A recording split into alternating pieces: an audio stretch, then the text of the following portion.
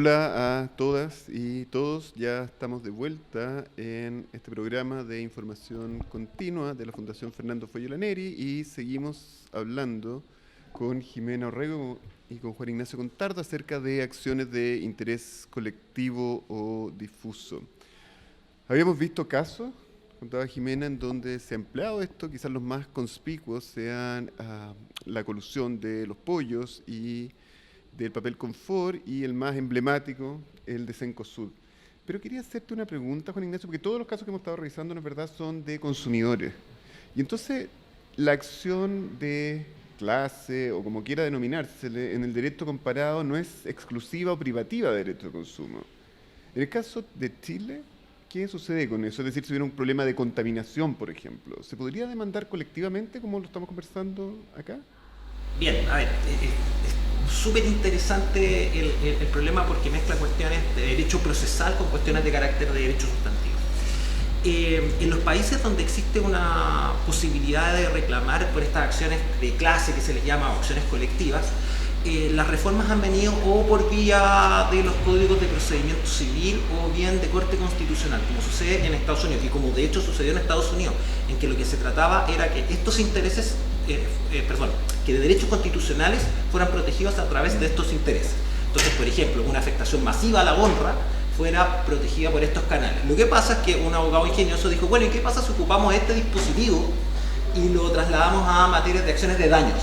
Y otro abogado más inteligente todavía dijo, bueno, pero esto lo podemos ocupar en sede de consumidores. Y así se masificó la litigación de acciones de clase en consumidores.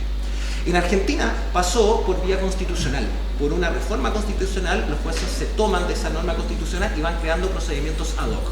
En Chile ocupamos una estrategia completamente distinta. Se regularon estos juicios solo para materias de consumidores y las demás áreas donde puedan haber afectaciones a intereses colectivos y difusos, como son precisamente las acciones medioambientales, no tienen esta regulación y deben seguirse a través de los canales del litis consorcio normal en los juicios civiles ordinarios. De acuerdo.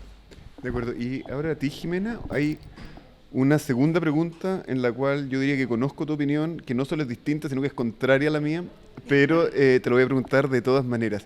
Se ha afirmado que una limitación para demandar daños en este tipo de acciones es que aquellos que demandan daños tienen que estar vinculados por un contrato con el proveedor, ¿no? Que, como tú nos contabas, es algo de lo que sucedió en los casos de colusión. Entonces quería escuchar tu opinión sobre eso, porque yo entiendo que tú tienes exactamente la opinión inversa. Sí.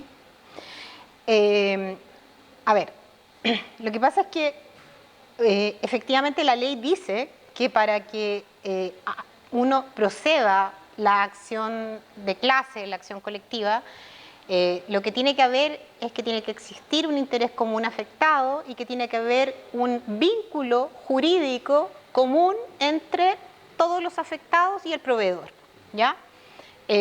Ahora, este contrato, este vínculo jurídico, bueno, esa es la discusión. ¿Qué es vínculo jurídico? O sea, a mi juicio, quienes producen los pollos en este caso, sí tienen vínculo jurídico con nosotros los consumidores, ¿no? Sí, por un momento favor. para que, Sí. en fin, por si alguien no se entera lo importante que es esto.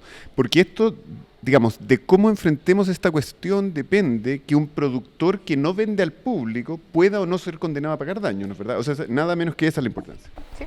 Lo que pasa es que, claro, la ley del consumidor efectivamente contiene una norma en que dice que el productor es responsable frente al proveedor solo siempre y cuando el productor haya actuado con negligencia en la producción o en la distribución del bien, ¿ya?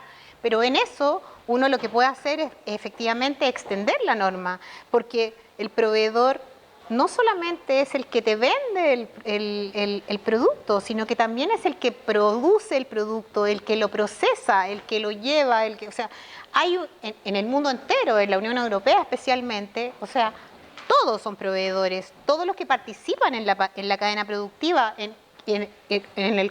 la cual uno puede trazar desde que se inicia el proceso hasta que llega al consumidor final, todos ellos son proveedores, ¿ya? Lo que pasa es que en Chile es muy restrictivo, la ley del consumidor es muy restrictiva y por eso nosotros en CONADECU lo que hemos estado haciendo es, por ejemplo, ir a demandar en Estados Unidos derechos derechos del consumidor que nosotros esperamos sean transfronterizos, porque nuestra ley del consumidor ya nos está quedando chica. Perfecto. Muchas gracias. Para cerrar, Juan Ignacio, ¿tu opinión sobre eso? Si puede ser breve. Sí, breve. claro. A ver, acá hay dos cosas que hay que señalar. Primero, bueno, la ley es restrictiva, pero la opinión de los tribunales y de algunos autores ha sido enfocarse en el carácter del consumidor de destinatario final. Y por lo tanto, el consumidor como destinatario final es el que tendría las acciones contra cualquiera de los miembros de la cadena, ya sea no solamente el vendedor, sino también los productores. Y probablemente por ahí venga una salida técnica y de alguna manera apegada a la ley. El problema es la negligencia. Bueno, sí, ese es el gran también problema, hay problemas con eso. De acuerdo, yo diré que mi opinión es exactamente la contraria, pero aquí interesa la opinión de Jimena y de Juan Ignacio, y con eso vamos a una segunda pausa y las dejamos invitados para el tercer bloque de este programa.